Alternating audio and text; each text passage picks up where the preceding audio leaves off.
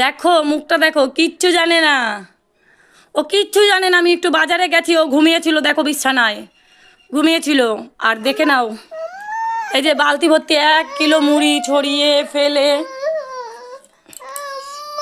না তোমাকে কিচ্ছু বলছি না।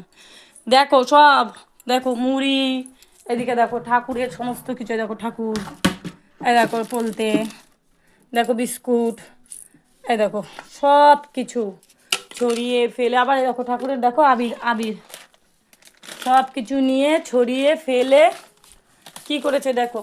দেখো, দেখে নাও সবাই, দেখো ওর মুখটা দেখো, দেখে মনে হয় যেন কিচ্ছু জানে না, কিচ্ছু জানে না। মা, বাবা কি করে ছড়িয়েছো? একটু বন্ধুদের বলে দাও। দাদা ছড়িয়েছে? আচ্ছা ঋতিকা ছড়ায়নি?